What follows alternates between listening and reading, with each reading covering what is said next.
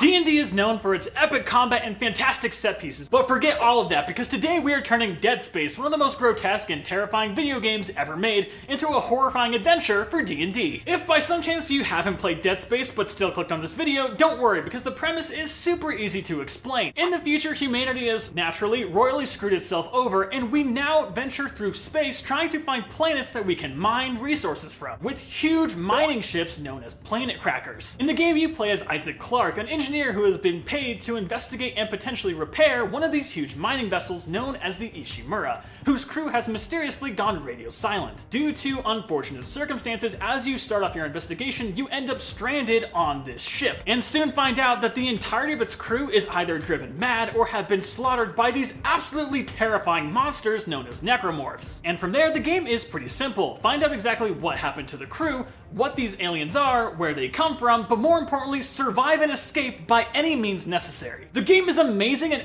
absolutely terrifying, and it lends itself perfectly to becoming a D&D adventure. If you want to stay as close as possible to the source material, you can do something like Spelljammer so that the entirety of the adventure still takes place in the crazy abyss of space. But if you're like me and you still want to plug this into your overall campaign that maybe takes place in a more grounded location like the Sword Coast, don't worry because I've got you covered. Starting the adventure, your players have been hired by a renowned mining guild to investigate the whereabouts of one of their flagship mining vessels, which has mysteriously gone missing and they've lost contact with over the past couple of weeks. And the last known location of this ginormous ship is somewhere in the frozen oceans of the northern end of the Sword Coast. After a couple days of sailing, your players are able to easily enough find the ship, which is in terrible shape, seeming that it could at any point sink if it weren't for the fact that it is frozen to a bunch of glaciers that are surrounding it on all sides. Unfortunately, your players aren't able to see any signs of life from a distance and decide to enter into the ship through a ginormous hole that is gaping out of the main deck. Immediately after entering the ship, things get terrifying as your players are greeted by body parts, blood,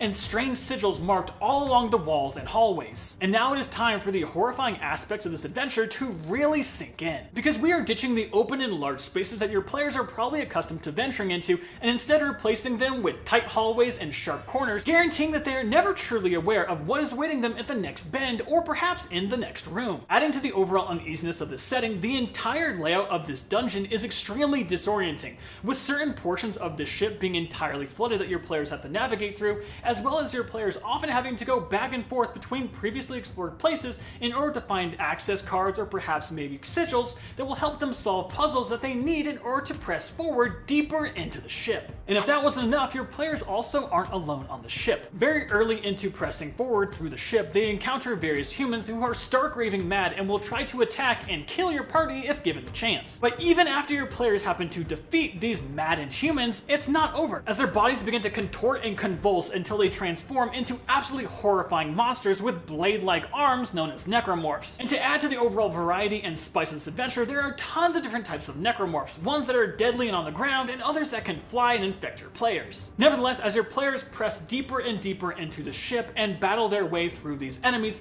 they are eventually able to unravel exactly what happened to the crew. It seems like during one of their routine mining operations where they crack open and scrape the bottom of the ocean in search of rare magical materials, they happened upon a strange relic. Thinking that they made an incredible find and were going to get rich, they decide to bring this magical relic into the cargo hold of the ship. However, as soon as the relic was brought on board, members of the crew began to come under its influence and go mad, with some more extreme cases leading to people self-mutilating and killing themselves, turning into necromorphs, and then massacring the remainder of the crew. Leading us to where you are now, where your players have to decide if they're going to leave with this information or venture further to hopefully destroy this strange relic, which is somewhere even deeper in the ship in the cargo hold. If your players are feeling extra heroic, they will continue to press forward, getting closer and closer to this magical relic. And at the same time, they will begin to come under its influence, having to take constantly wisdom saving throws or suffer psychic damage. And after relentlessly pressing forward, making their way to the cargo hold, your players will finally see this magical relic for themselves,